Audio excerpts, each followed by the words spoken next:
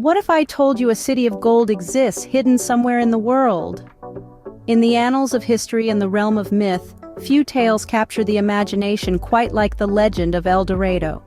This fabled city of gold, said to be overflowing with unimaginable wealth, has been a source of fascination and intrigue for centuries. Our story begins with the Muisca people, indigenous inhabitants of modern-day Colombia.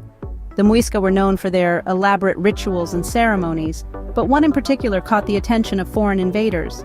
In a sacred rite of passage, when a new leader ascended to power, he was covered from head to toe in fine gold dust. He would then journey into a sacred lake, washing away the golden sheen in a symbolic gesture of renewal and transformation. Word of this ceremony spread like wildfire, fueling the imaginations of the Spanish conquistadors. They were already lured by the New World's promise of riches, but this story was something else entirely.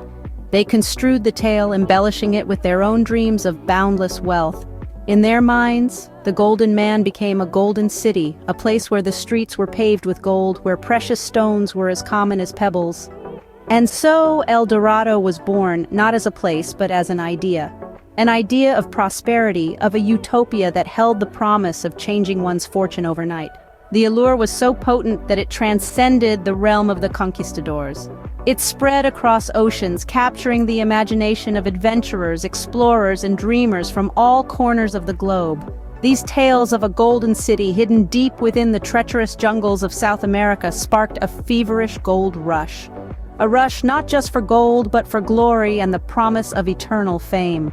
A rush that would change the course of history and the fate of many nations.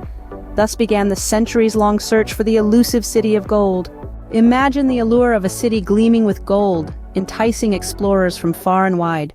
Such was the enchantment of El Dorado, the mythical city of gold that beckoned adventurers to the uncharted territories of the New World in the 16th and 17th centuries. Among the first to embark on this perilous journey was the Spanish conquistador Gonzalo Jiménez de Quesada. In 1536, Quesada led an expedition of about 600 men through the treacherous Andes.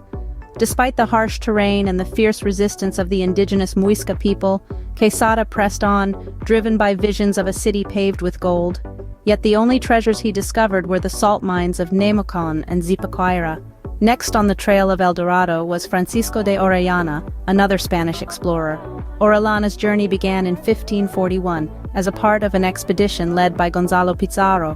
When Pizarro turned back, defeated by the unforgiving Amazon, Orellana pressed on. He became the first European to navigate the entire length of the Amazon River, but the city of gold eluded him as well.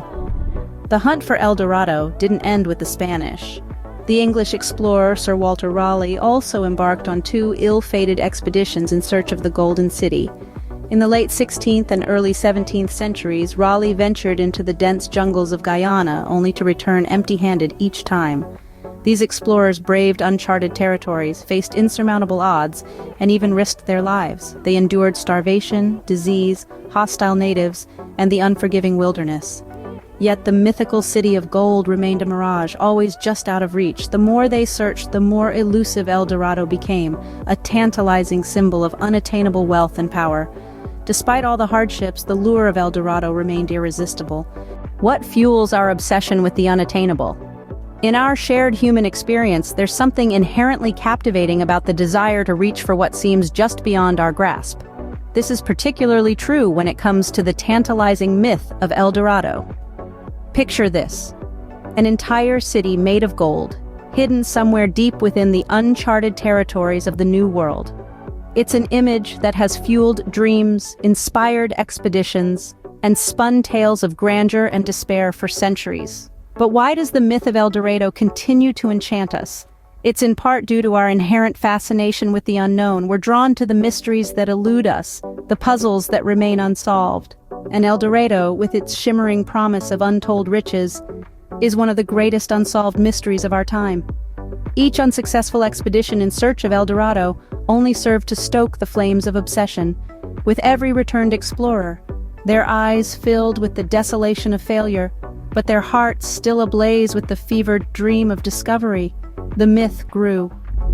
It was a cycle of obsession and disappointment, a relentless pursuit of a mirage that seemed to recede further into the distance with each attempt to reach it.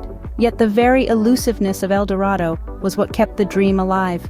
The city of gold remained an elusive tantalization, a beacon of hope in the wilderness, a symbol of human ambition and unyielding determination. And so the obsession grew. It grew from the whispers of ancient legends, from the tales of weary explorers, from the dreams of countless individuals who dared to reach for the impossible. In the end, the obsession with El Dorado is not just about the pursuit of wealth or the allure of the unknown. It's about the human spirit, the relentless drive to explore, to discover, to conquer. It's about our collective yearning for something greater, something beyond our reach. The more elusive El Dorado became, the more it captivated the imaginations of explorers.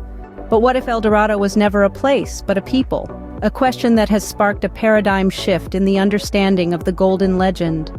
For centuries, we have been captivated by the image of a city glistening with gold, but modern interpretations suggest that El Dorado was not a city, but rather a ritual steeped in the rich culture of the Muisca people. The Muisca, indigenous inhabitants of the Colombian Andes, held elaborate ceremonies involving gold. The El Dorado ritual, as we have come to understand it, was one such ceremony. It involved the newly appointed cacique, or leader, covering himself in gold dust and diving into Lake Guatavita, a sacred body of water. As he cleansed himself in the lake, his followers would throw gold and precious jewels into the water as offerings to their deities.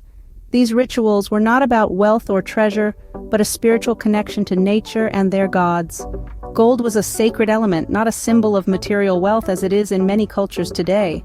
The Muisca did not hoard gold. They used it as a conduit to the divine, a way to honor their gods and ensure the well-being of their people.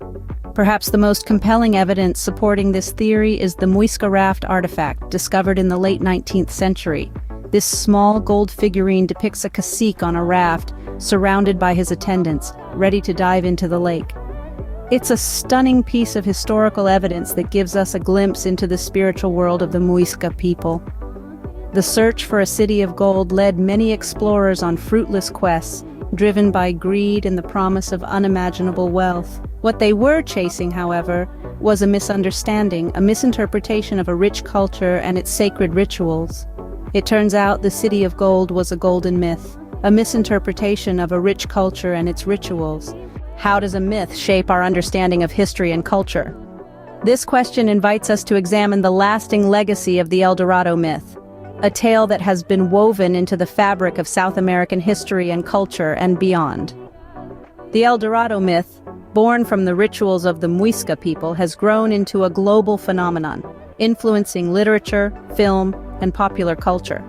It has become a symbol of the human quest for wealth and discovery, immortalized in countless stories and artworks.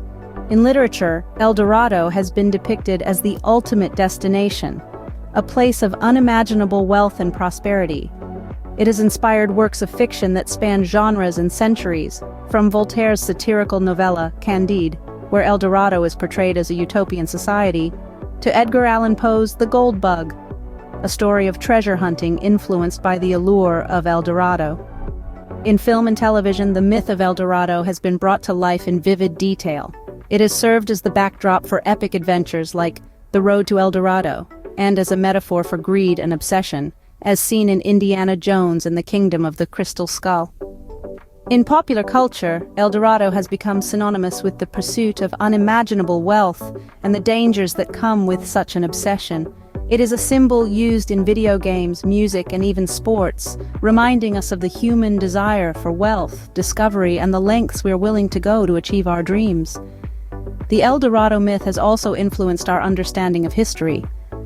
The relentless pursuit of this city of gold by explorers has shaped the narrative of the colonization of South America, reminding us of the impact of greed and obsession on human history. In the end, El Dorado may not have been a city of gold, but it certainly was a golden tale, shaping our understanding of history, culture, and human nature.